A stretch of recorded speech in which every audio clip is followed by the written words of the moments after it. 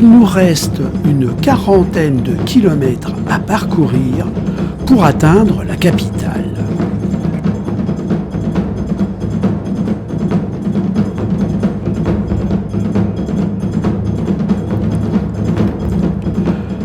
Le Washington Hotel. 96 mètres de haut en centre-ville, à proximité de la gare de Shinjuku et de ses commerces.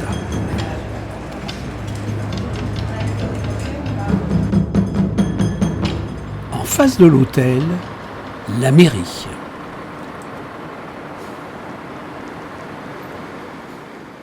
Vous pouvez apprendre la taille de la ville de Tokyo.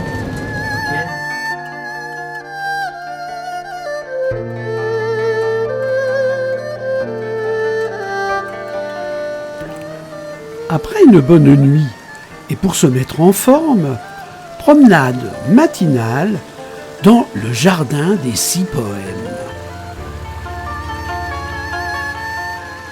Cet ensemble forme un tableau mémorable en toute saison.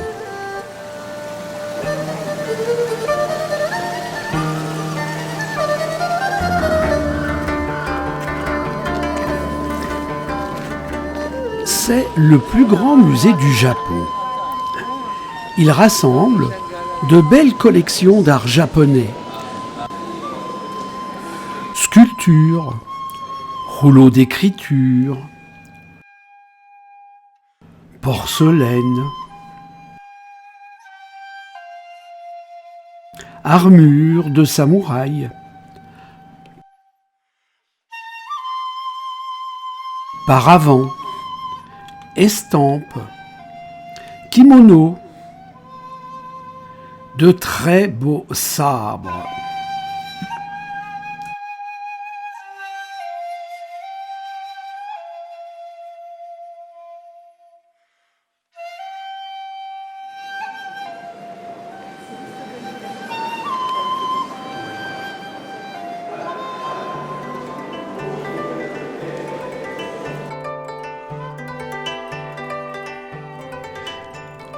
Il est agréable de se promener dans Tokyo. Les vélos respectent les piétons respectent les feux tricolores et traversent sur les passages dédiés.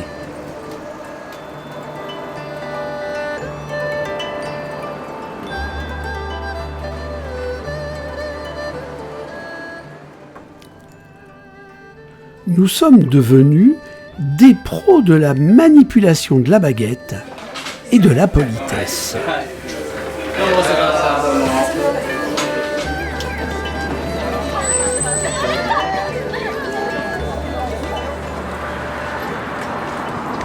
Courtoisie, respect et propreté.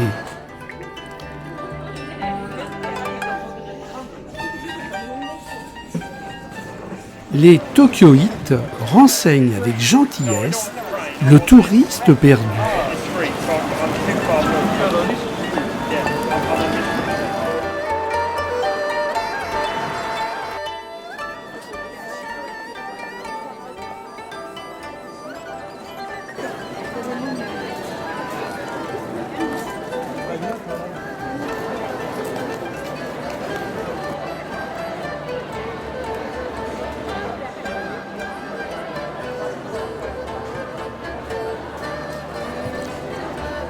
Longue allée marchande appelée Nakamizu-dori.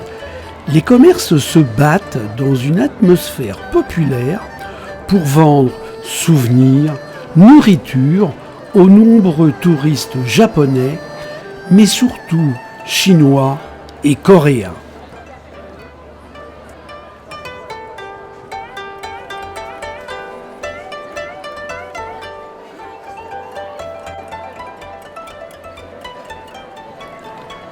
La foule est dense.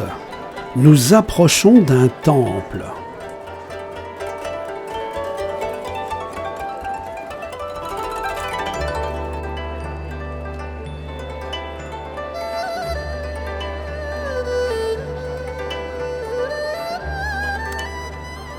Le site est littéralement pris d'assaut.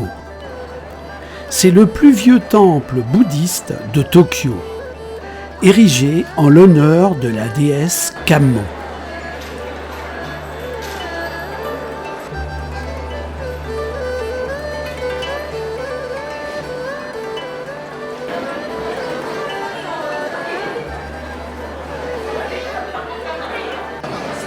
Au loin, le Tokyo moderne, on aperçoit la tour de télécommunication haute de 634 mètres. Les takoyaki sont des boulettes de pâte fourrées au poulpe, saupoudrées de poudre d'algues.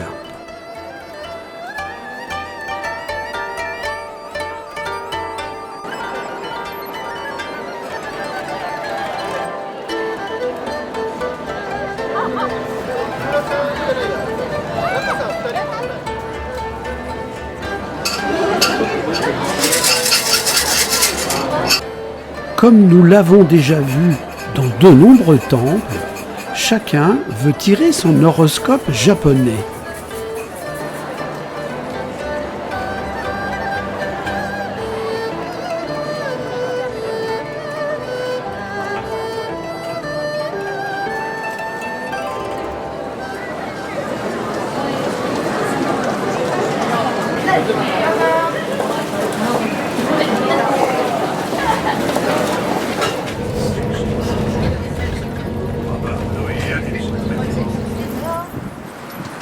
À côté de l'hôtel, la mairie de Tokyo, œuvre de Tang Kenzo, inspirée, dit-on, par la façade de Notre-Dame de Paris.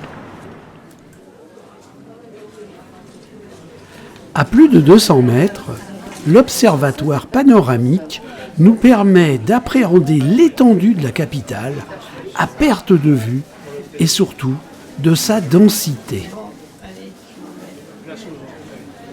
L'agglomération compte 35 millions d'habitants.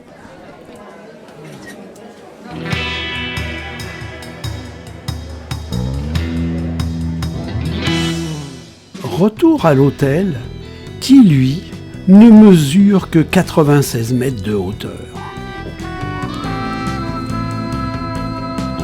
Et autour de la gare la plus fréquentée du monde, ce quartier combine plusieurs visages. Quartier d'affaires et haut lieu de la vie nocturne. Spot de shopping à toute heure.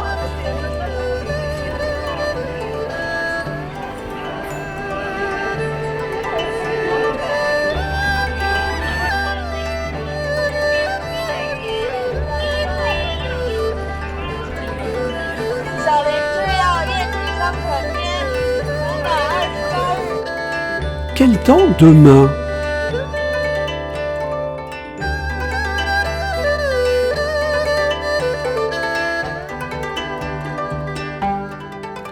Siège bien chaud, petit jet, séchage, je regretterai ces toilettes. Petit déjeuner avec vue.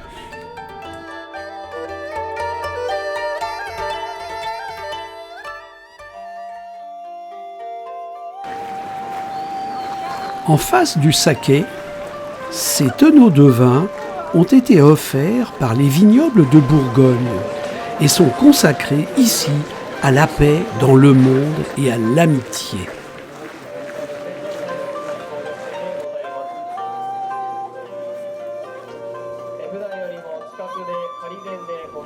L'ère Meiji, empereur du Japon de 1867 à 1912, fut une période éclairée, durant laquelle fut adoptée une politique d'ouverture afin d'apprendre du meilleur de la culture occidentale.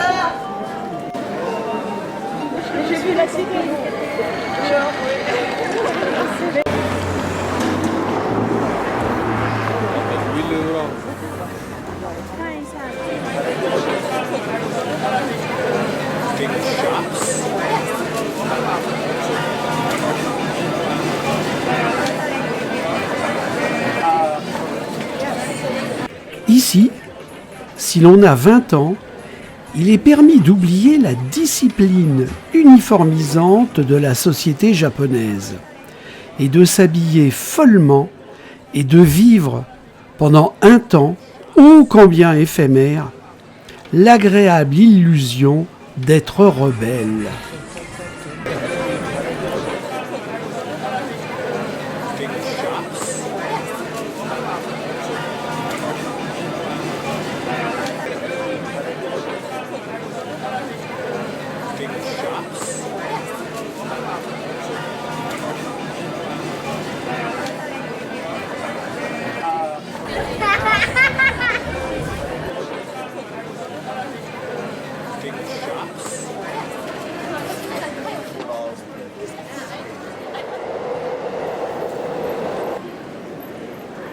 Edo est l'ancien nom de la ville de Tokyo.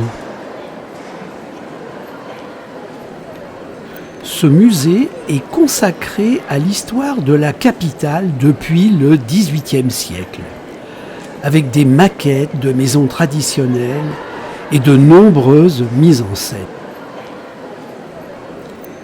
Tokyo a subi 2 destructions.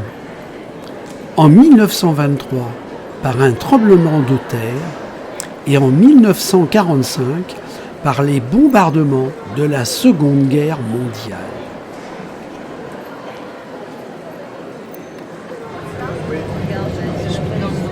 Notre vol pour Paris est à 23h ce soir. Il nous reste un peu de temps pour découvrir le quartier d'Odeba. Construit sur une île artificielle dans les années 1850 pour défendre le port, c'est maintenant devenu le siège de complexes commerciaux gigantesques.